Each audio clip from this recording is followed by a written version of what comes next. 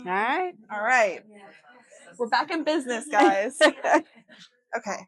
Writing about oppression, theology, and personal stories can be very heavy emotionally. So, what are some things that help keep you grounded when you write about ableism?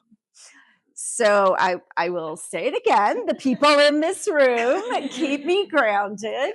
Uh, I try to use humor and my snark to keep me grounded. But as I was saying, I do really, for me, living with a disability, I've discovered if I can't laugh about it sometimes, I'm not going to make it. Because I do and say dumb and embarrassing things, not dumb, but things just if you can't see, you're going to end up saying something that is odd or crashing into something. Or one time this was years ago, waiting for a taxi and a car pulled into the driveway next to mine. And I thought, oh, they got the wrong address. So I went and hopped in the car. And the driver said, ma'am? Oh, no. I immediately realized I was in the wrong car. It was not a cab. It was someone picking up my neighbor. And you just gotta laugh. And that is some of what keeps me grounded. Again, this book, hopefully other things I do, trying to just bring awareness to what life is like for people with disabilities is part of my personal mission and part of what keeps me grounded as well. Yes. So you've spoken a lot about how you're hoping this book educates other people, but what do you hope writing this book will do for you personally as the author? Well, on a really practical level, I'm hoping that it opens up some doors for me to do more speaking and advocacy work about disability, certainly in religious communities and organizations. I'm very hopeful that I can get out there to churches, synagogues, mosques, if they'll have me, other religious organizations, and work with those communities to think about how they can make their spaces and communities more accessible. Um, so I'm hoping it opens up some opportunities for me to do the kind of work that I really love to do and want to do more of. Yes, and continue talking about it and Yep. putting it out there. Mhm. Yes. So let's talk a little bit about healing ableism. So, for those people that maybe have never read the book yet, or maybe don't reach for this book on the shelf, but are interested in learning more and for getting a new perspective, what can those first time readers expect going into reading this book for the first time? So the book looks at attitudes. The chapters the chapters are divided into what I borrow a phrase from a womanist sociologist, Patricia Hill Collins. The third chapter of the book is looking at controlling images of people with disabilities, particularly those controlling images that come from religious communities and organizations. So those are, in short, stereotypes. And I unpack a bunch of those and offer some more positive ones. I deconstruct the concept of normal and thinking about how we have defined what is normal, particularly as it pertains to bodies and normal embodiment. I think about time and really talk about how time is a very complicated idea or concept for people with disabilities. But the main argument of the book is that it is not disability that needs to be healed, Mhm. because that is the overarching message that most people with disabilities have gotten from their religious communities, that Mhm. disability needs to be healed. My argument is, yeah, not so much. It is ableism that needs to be healed. And that's what our focus really needs to be.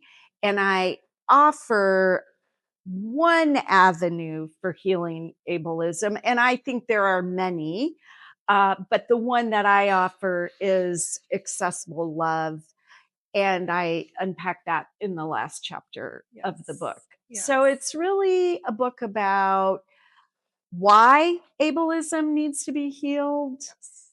and then maybe some approaches for how we might do that work. Yes, yes, and I think it is powerful, a lot, and like you said, a lot of the time it is disability that gets, like, the main focus, but it's really the ableism part that needs to be, like we've been saying, talked about more. It needs to be healed, and I feel like through doing this and advocating and doing all these talks and events is a great start. At Mhm, least, you know what they say, it always takes at least one person to change, mhm, to make the movement happen. So, and I think this book is a really good example of that starting. mhm. So, amazing. Thanks. So the book includes a bunch of different modes. There's stories, there's theories, there's cultural critique, there's your experiences. So, how did you balance all of those different modes of storytelling in a way that that is accessible for a reader to put themselves in the shoes of those with these experiences? So when I started really writing this book, I thought about who my target audience was. Mhm. And I come from a super big extended family. As everybody knows, I grew up Mennonite, and my extended family lives in very rural southern Ontario, Canada. And they're amazing humans, but largely uneducated. So, my aunts and uncles, including my parents, all dropped out of school after the eighth grade to go work on the farm. My generation, and I've got, I don't know, 55 cousins, somewhere in that ballpark. It's a lot of My cousins. It's a lot. I come from big families. My generation graduated from high school. A handful of my cousins went to college. Mhm. This is a group of people who don't think about these issues very often. Mhm. And what I wanted to do was write a book that any of my extended family members could pick up and appreciate and understand. And so storytelling is a great way to reach a lot of people. I also wanted it to be an interesting and um, useful book for all the people like that are in the room who are super duper smart and really overeducated, probably. um, so I wanted it to reach a really broad audience, but it was always in the back of my mind was I want people like my extended family to be able to read this book Mhm. and not feel like they didn't know what I was trying to talk about. Right. So that's what kind of got me thinking about stories and using stories, I actually set out, I write about this in the book. Mhm. I set out to use the stories of other people. Mhm. And as I was writing, I realized that my own story needed to be part of the book as well. Mhm.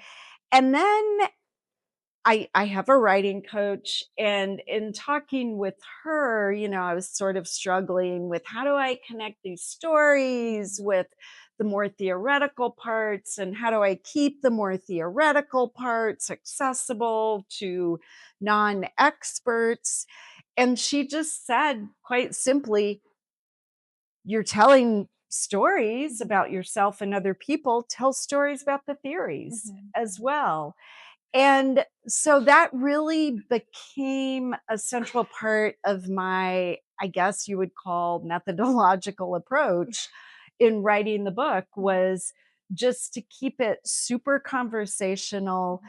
keep it focused on telling stories, whether I was talking about the hegemony of normalcy, Mhm. which is a lot of mumbo jumbo academic speak, or if I was talking about when I was 8 years old and receiving my diagnosis. Mhm. Yeah, so you made it easy for everybody to understand and I hope so. well, like you said, this room is full of very smart, Yes. overly smart people. So, Yes. um, all right. So you were saying a little bit earlier that you, in writing this book, you were going to different religious communities and researching and talking to these people in these religions. So what kind of ableist views, excuse me, did you find while talking or even researching in these religious communities? The two most prevalent themes that kept coming up over and over, and really to a person that I spoke with, were the controlling images that I write about in chapter 3, which were that of the sinner and the saint. Mhm.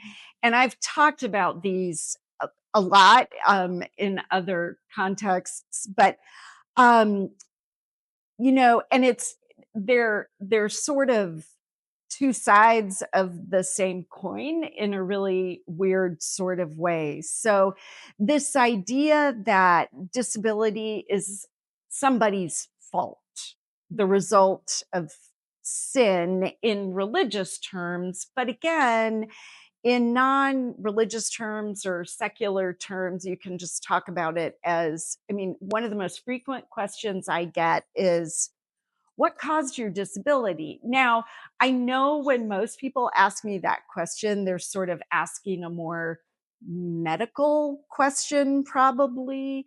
But in religious communities, the cause of disability is often attributed to sin, immorality. And we see this in religious texts and teachings, and not just in Christianity, but in other traditions as well. So that was one of the things that kept coming up over and over again, that Mhm. people with disabilities often are made to feel as though there's something wrong with them. They've done something wrong. If they had more faith, if they were better people, prayed harder, whatever, they would be healed or cured. Mhm. The other one, which is kind of at the opposite end of the spectrum, is that we are saints. We're saintly. We're so amazing and wonderful, which of course we are. Um, but not necessarily more than anybody else. Um, and these were themes that kept coming up over and over again, and that all the people I interviewed were really uncomfortable with. Um, no matter what, they just felt like these were not accurate reflections of their reality. And so I wanted to unpack those more fully and challenge them, but also to kind of figure out, why is this such a prevalent theme? And again, I want to be really clear that while they have religious undertones and they come up in religious communities, they those two um, controlling images show up in non-religious ways all the time. Mhm. You know, the you're such an inspiration is Mhm. kind of that saintly attribute Mhm. that shows up. Right. So these are very 2 different, like, opposite sides of the spectrum, like you were saying. Did either of these surprise you when you learned about them? No, because I have experienced them all my life. And Okay. so I think what surprised me was how universal they were Mhm. for people with disabilities. I don't know, maybe we all think our reality is the only reality. Um, but but what surprised me the most was that, I started doing these interviews, and the interviews were super fun in talking with other people with disabilities. But I found myself always saying, "Oh, yeah, yeah, me too."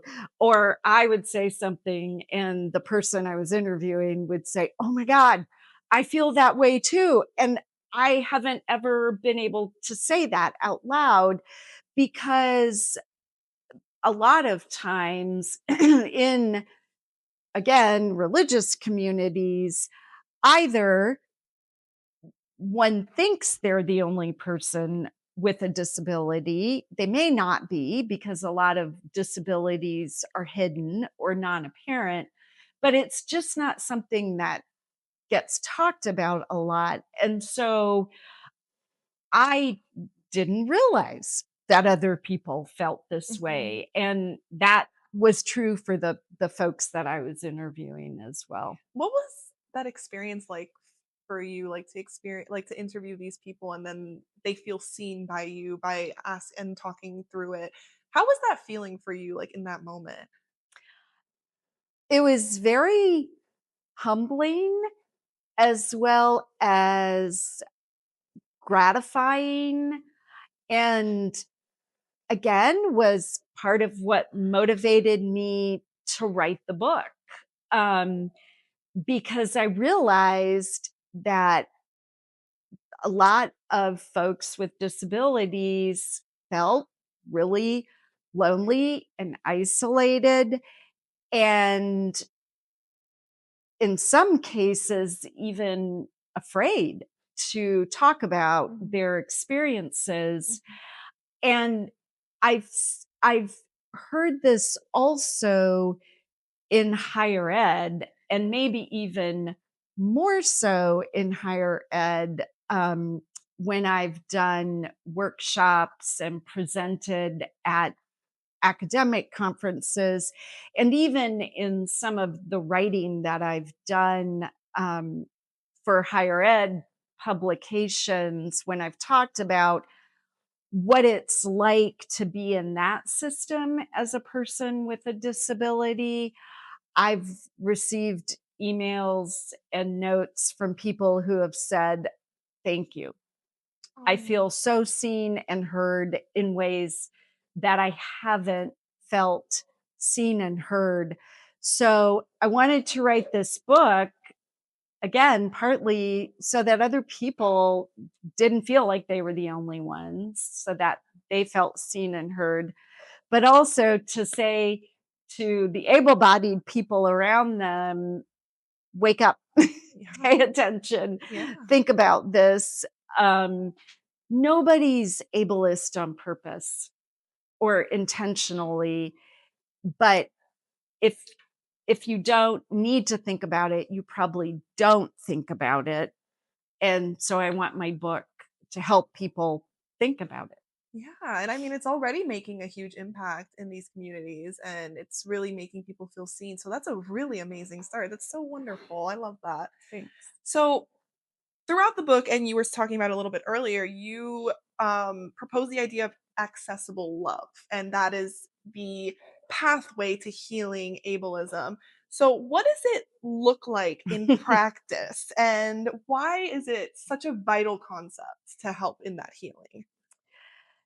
So, accessible love, um, at its most basic, I define accessible love as a set of radical beliefs and practices.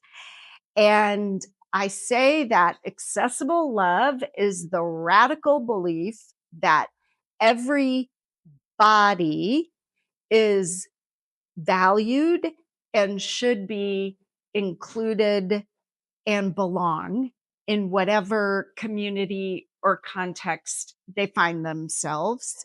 That accessible love are radical practices that, in very concrete and specific terms, make the built environment around us more inclusive and accessible for everyone. Now, I draw on the work of a lot of other scholars to articulate my definition of accessible love.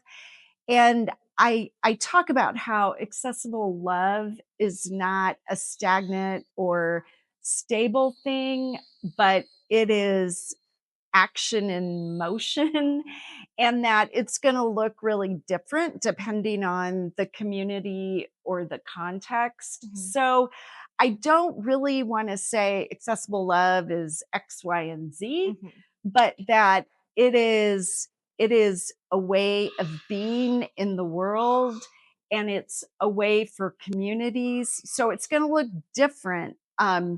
The easiest way to talk about it is often just in really specific concrete terms, like in some communities, in some buildings, accessible love is going to mean that we build ramps mhm, and accessible bathrooms mhm, so everybody can have literal physical access. mhm, Some spaces, you're not going to be able to do that. So, accessible love is going to be less tangible, but you can create an environment of inclusion and accessibility that makes everybody feel like they belong. mhm. And so, accessible love is actually work. It's work that a community needs to do together to figure out what it means Yes. and how to include everyone. So I'm building on the work of people that will sound very familiar, like Dr. Martin Luther King Jr., who talked about building a beloved community where public policies are designed to be more inclusive and accessible. Bell Hooks, the scholar and activist, talked about the beloved community that doesn't eradicate difference, but celebrates difference. So we're not trying to hide the fact that we have different experiences of embodiment, but we're celebrating that we have different experiences of embodiment. I draw on the work of womanist theologian by the name of Carrie Day, who talks about love as a concrete revolutionary practice. So, love isn't just this cozy, warm feeling that we Yes. have towards everyone. Yeah. It is that, but it is also a revolutionary practice Mhm. that impacts how we live and move and act in the world. So, it's a hard term in some ways to define, but it's a term that I hope communities, religious and otherwise, will work together to define. Yes. Yeah, and I think that's so beautiful. Love, like I feel like there's so much bad and negativity in the world already that we just need to spread more love and spread more kindness and more understanding and just hearing people out and really just trying to understand and put ourselves in other people's shoes to just really see, because it's, you know, I like it's how you were saying, our reality, we feel like it's our only Yeah, yeah, reality. So yeah. I think the idea of making that effort to understand and making that effort to see from someone else's uh, reality is super important. And I think that's such a beautiful message that you share in your book. So, on the other hand, while you were writing this book, were there any risks that you felt in writing it? Was there any kind of self doubt or challenges along the way? Well, there was self-doubt at every step of the way for Good. sure, but, That's normal, I hope right? I hope so. Um, it didn't feel particularly risky. I feel like I live with a lot of privilege. And so for me, it didn't feel particularly risky. I do think that it felt risky for some of the folks I interviewed, particularly the people I interviewed who had multiple intersecting marginalized identities. It can feel really scary and hard to talk about ways that one is feels discriminated against is discriminated against in certain situations and contexts. But for me, I guess I feel like I've arrived at a point in my life where I have a lot of privilege, and some might even say power, just by virtue of where I am in my career and my professional life, that it felt like it wasn't risky for me, but I have a responsibility to speak my truth, but to speak about ableism to help it get better. Yes. I mean, I don't feel the risk, but I feel the heavy weight of the responsibility. Mhm. And I feel like I've got I have access now to be able to do this work, and I want to do it. I do it happily, but I also feel that it's important and heavy work Yeah. that needs to be done. But you know, it's always the heavy and important work that makes the biggest impact. So Yeah, that I is hope. it does, and I feel like it's already started. And you know, as long as you know you don't stop talking about it and you keep pushing and you keep putting that word out there, it'll never go away. So Mhm. you're doing a lot. And like how you were saying in your other in while interviewing these people, they feel seen, and they always Yeah. I feel that they've just want somebody to see them and hear them. So you're already doing the work, and it's amazing. So what do you hope readers take away from your book? Is there any actions or shifts in perspective that you hope to inspire? I really hope that people start thinking more about the ableism around them and noticing it, and when they feel they can, um, challenging it and sort of changing their own behaviors and helping the communities they find themselves in change their behaviors. Mhm. Yes. Yeah. Yeah.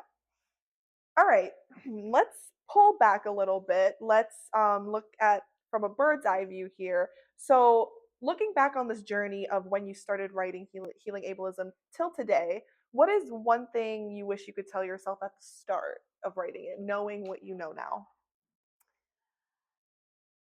To enjoy it more, To to like to write? yeah, to like to write. Yeah, I think I actually ironically had an article come out yesterday in a publication, online publication called Inside Higher Ed, And that article was about how I turned this book into from a academic book into a crossover book. And one of the things I said in that article was find the courage to tell the story you want to tell. And I think that's really what I would tell myself 10 years ago when I started the project that eventually became this book was to write the book you want to write. I was trying to write a book I thought I should write. And I really didn't like it, as I said at the very beginning. And so once I decided to write the book I wanted to write, it was super fun. Mhm. I had a great time. Yeah. And it went fast. I wrote it quickly. Yeah. Well, you wrote the I first, mean, you it wrote the felt quick. you said you wrote the first chapter in 3 days. Yeah. That's Yeah. I could barely write a paper in a week. So no, but that's awesome. I feel like you've learned a lot about yourself in this journey while Mm. writing your book, and that knowing what you know now, it's super effective for when you maybe write another book, Mhm. which is going to be Maybe. my next question. Uh, so, is there any plans to write another book, or is there any kind of teaching or more Mm. advocacy or community Mhm. work that you're planning or is in the pipeline for you? At the moment, I have no plans to write another book. I'm going to bask in the glory of finishing this one. Um, what I really want to focus my energy on in the immediate future is doing this kind of thing, doing more teaching, speaking, advocacy work around um, disability.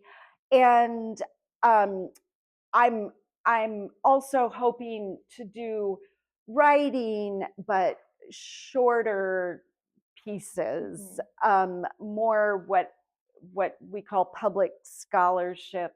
So um, writing stuff that gets read by a broader audience, but is, like articles, op-eds, that kind of thing. Mhm. So I definitely don't want to stop writing, especially now that I discovered I like it. I want to keep doing it. But You learn more about yourself every day. yeah, exactly. But yeah, I'm really focused right now more on doing the the public facing writing and speaking. Yes, yes. That's awesome. Sorry guys, I tried to get you guys another book, but I guess we're gonna have to wait. So, all right. For somebody that wants to be an ally to those with disabilities, but may not know where to start, what is one piece of advice that you would give to them? Read my book. That's it. That's right. um, in all seriousness, I would say educate yourself about disability, about ableism. A great way to do that is to read not just my book. There's lots of great stuff But out there to especially read, your book. but especially my book. But also talk to people with disabilities, and don't be afraid to ask questions. I frequently, somebody will say, "Oh, do you mind if I ask you a question?" And I'm like, "Of course I don't mind." "Well, it might be personal." I'm like, "Go for it." I'm more than capable of saying, "No, thanks, I'm not going to answer it." If it feels too personal, I never mind talking about disability. Mhm. My experience has been that most of my friends and acquaintances with disabilities are happy to talk about it, and not only happy to, but want to. Mhm. And so the best way to educate yourself, as we all know, is to have a conversation with someone and ask the questions, and don't be afraid Mhm. to ask a question.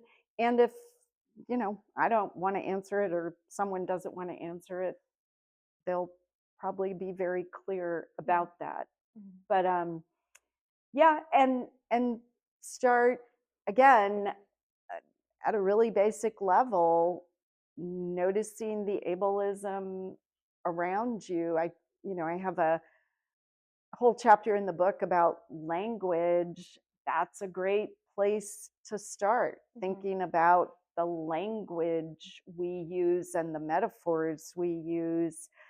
And I do it all the time. We all do it, but so much of our language is ableist. Yeah. And so just being aware of that Mhm. is a great place to start. That's great. That's awesome. All right, I have one last question for you, as an author, because you love to write and you love that you published your first book. So, what is one piece of advice for aspiring authors, whether they are writing nonfiction or fiction, just in general, from your experiences? What would you tell them? Well, this is very standard advice, but I think it is some of the best and most important advice, which is to write every day, to make time to write, get a routine. And I, um, I finished this book because I blocked out 2 hours on my calendar, literally on my calendar. I X'd it out or whatever so that nobody could schedule meetings on my behalf from 8 to 10 every morning. And I went to work and I did not open my email, which was very, very, very hard. And I just wrote. And I didn't write for 2 hours every day. Some days I wrote for half an hour and I had nothing else and in me to write and I moved on. Some days I wrote for 3 hours because I got on a roll, but I made it a habit to write every day. And I think, as um, I don't know, cliche as that might sound, I think it really is the most important thing. The best advice I can give is Yeah. just get a routine, find the time that works the best for you. For me, if I don't write first thing in the morning, it doesn't happen. Mhm. For some people, evenings work better, whatever it is, find your rhythm and then make yourself do it even when you don't feel like it. Mhm. And, some days I would say to myself, okay, I'm just going to write 3 sentences. I just got to get something down. And 99% of the time, if I could get 3 sentences, I could get a paragraph or 2 or 3 pages. Yeah, there you So, go. Well, I always hear from other authors, they say just write, even if it's does not make sense. It's just like a brain dump, mm-hmm, and because you can't edit what doesn't exist. So exactly. I think that's really good advice, just to like write a sentence. Just tell yourself, all right, just one sentence, and Mm-hmm, then it'll naturally mm-hmm. start flowing out, like you were saying.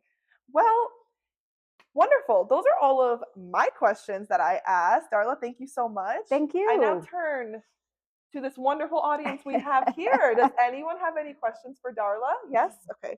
Book. I haven't gotten all the way through the book yet. That really resonated with me from my own experience, and also just because it was such a creative way of thinking about this, was the concept of the misfit. Uh-huh. Would you just be willing to talk more Yeah. about that? Yeah. Um, so that concept comes from a scholar I love, Rosemary Garland Thompson, and she's like one of the earliest disability studies, feminist disability studies scholars. And so she didn't coin the phrase misfit, obviously, but she took the concept of misfit and used it to really reframe how we think about disability. And her definition or understanding of disability in thinking about the misfit is she talks about the encounter between flesh and world, or bodies and the environment around us. And that disability is about how well the body does or does not fit in the environment. So she's taking the definition or the idea of disability out of a problem with the individual body and thinking about it as a problem of fitting with the environment.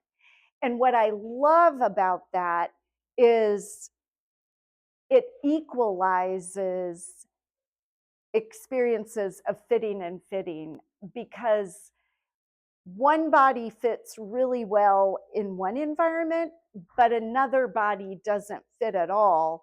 And the example I always like to use, because it's the easy one, is if if we all suddenly ended up in a completely dark room, I'd be loving life and you all would be total misfits, because I can navigate without sight.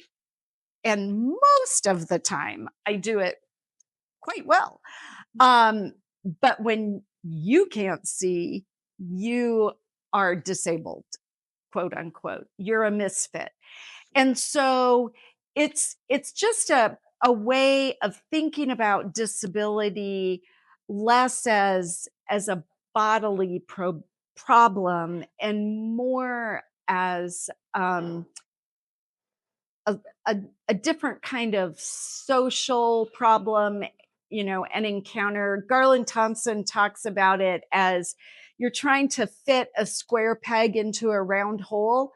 There's nothing wrong with the hole and there's nothing wrong with the peg. They just don't fit. And she's saying, like, asking us to think about disability that way. There's nothing wrong with my body. It just doesn't fit in particular situations, but it does fit in other situations. And you can apply the concept of misfit to all kinds of bodily realities, like not just disability, but they're, all kinds of, it applies to gender, race, class, whatever. Anyone else?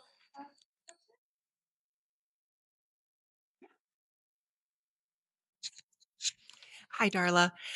Um, it's Julie. Yeah. Hi, Julie. I know. You know that. I could probably identify all of your voices. So you talked about how for some of the people you interviewed, sharing their experiences felt risky. Mm. And I'd love to hear you talk about how, as you wrote this book, you thought about balancing the privacy of individual interviewees and maybe a desire to give them credit for their ideas. Just if you could talk a little bit about the thought process and the conclusions you came to about how you wanted to approach that issue. So I assured all of my interviewees that I would use pseudonyms. And there's one woman in particular. I call her Jessica in the book. And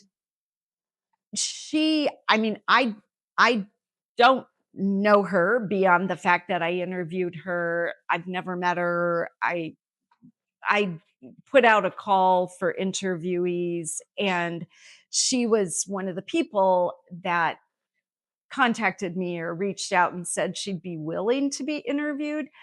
But she was really clear that she didn't want to be identified because her disabilities were largely hidden, and she was involved in a fairly, like, one of those big interdenominational mega churches, and most people in her church didn't know that she had disabilities, and she had had some really, really negative experiences in her church community. And so I was was super clear that I would use pseudonyms. The tricky thing is that in some cases, if you know the person, it's so obvious who they are. And so in her case, I don't know. We're not in the same circles. Some of the people I interviewed for the book, I do know we do have common circles, mostly scholarly, but not exclusively. But I I wanted people to feel like they could be honest, but it's hard to say negative things about a community that you love, where you are loved, and where you feel like you've been hurt by that community. And for a lot of people, they just aren't up for taking that on. And so, yeah, it was, I wanted to, I will confess that in some cases, I tweaked the details just a little bit so that it wasn't quite as obvious who it was. And as an author, I felt like that was not only my right, but again, kind of my ethical responsibility, so as not to um, out, if I can use that language, people who were happy to talk to me, were happy for me to use their story, but really did not want it to be obvious. Now, in the last chapter, maybe the last two chapters, I can't remember, I talk about a rabbi who, as I say, if for anyone who has read the book, she's the first blind female rabbi in the United States.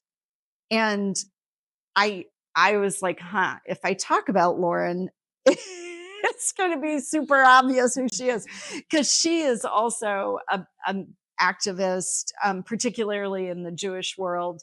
So I checked with her and said, I think I need to use your name. And if you're not comfortable with that, I won't. And she said that was fine.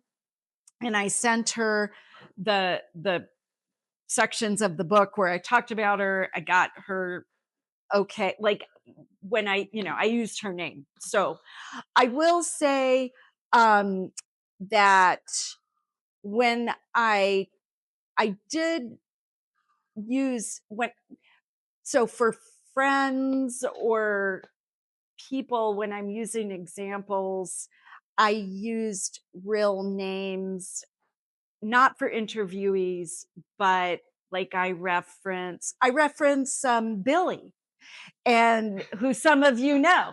And I said, my friend and commuter buddy, Billy.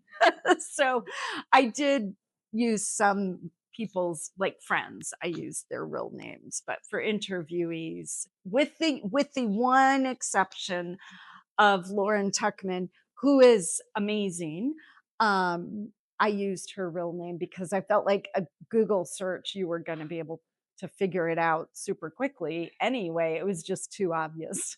So I don't know. Did that answer your Yes, question? thank you. Thank you. Anyone else?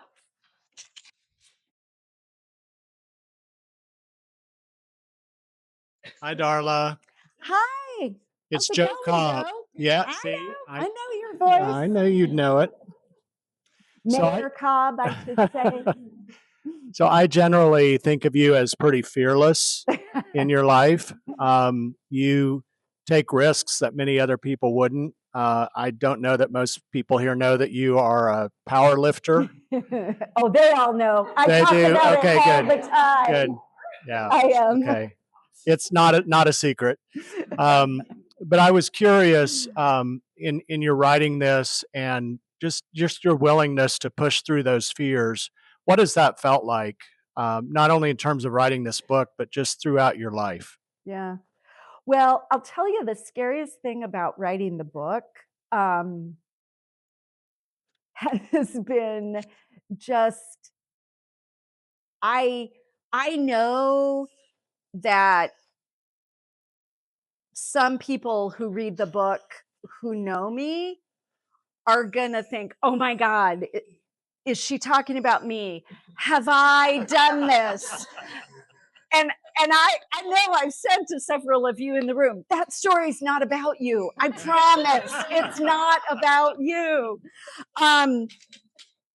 And so I never want to make people feel bad. And I want to be able to have honest conversations about these kinds of issues. And that's hard and potentially scary. I write about family members in the book, and I'm thinking, oh God, what kind of conversations are no, and so far it's been fine. Um, so that was probably the thing that was sort of the most anxiety inducing in writing the book. Um, in terms of just generally, some days I feel like everything is super scary. I mean, I I don't spend a lot of time feeling afraid. I do spend time feeling anxious about things. And I mean, talk to Jonathan, who absorbs a lot of my anxiety very graciously and lovingly. Um, but flying by myself is kind of overwhelming. I mean, there are just really practical things that I have to think about that a lot of other people don't. And I know lots of people are scared of flying. I mean, I'm scared of flying just generally, but I also am terrified of getting stuck in an airport late at night by myself and having the flight canceled, and then I'm stuck and I can't find food and I can't pee and I can't get to the hotel. And so those are the kinds of things that I again get stressed out about and anxious about. So I don't fly late at night by myself if at all possible. Like I pay an extra $200 if I have to fly in the morning because I'm much less likely to get stuck. Um, and then when I do get stuck, I call Jonathan in tears and he talks me down and we figure out what I'm going to do. Or I go up to the desk and burst into tears. And then the the whatever they're called, say, I mean, I'm not above tears to get what I need. And I usually get on the plane anyway. So you're saying when in doubt, just start crying. Oh yeah. Well, as I joke, but I mean it's true. I play the blind card because I kind of figure, my life is challenging enough. If I can use it to let it be beneficial, I'm going to. Maybe that's not the right attitude, but there you have it. Anyone else? Yes. Who has the mic? Tiffany. Hey, Darla, it's Tiffany and Hey, everyone. hi. I appreciate what you said about not trying to make people feel bad. I tend to operate that way depending on who it is. But I remember growing up in a church that Bell Hook calls this others people, isolates them because they are different. And when I think about growing up in my church, there were people who were disabled and clergy often called them bad, or as you said, did something wrong as to why they are disabled, and that we should pray it out and or not talk to them because it's contagious and you can get it. And it wasn't until like I grew up and left the church and went to college and all these things that I began to do the work, the reading, the talking to people, asking questions on how I can be inclusive and advocate. So I don't really have a question. I just want to say thank you for this book. And it has so much purpose, especially in the work that we do in creating inclusive spaces or environments for people who Bell Hook calls othered or have disabilities, live out queer lives, are African American, are marginalized in communities. I think it speaks to the importance of ableism and creating spaces of inclusion. And so I just wanted to say thank you, and I can't wait to read the book. Aw, thank you, Tiffany.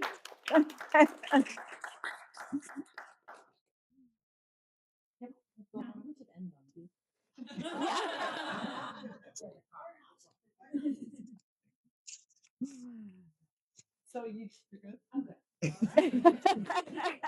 Thank you. Thank you. Yes.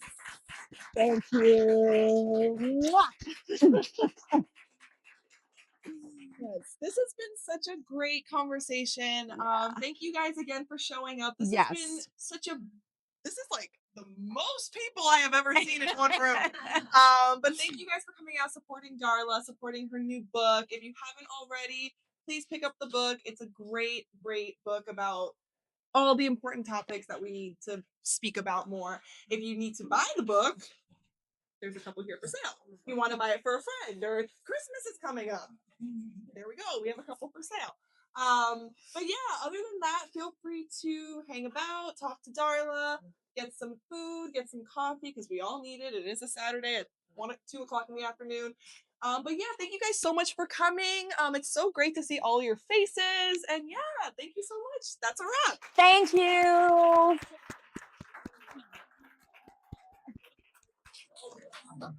You did great, Darla. Oh, thanks.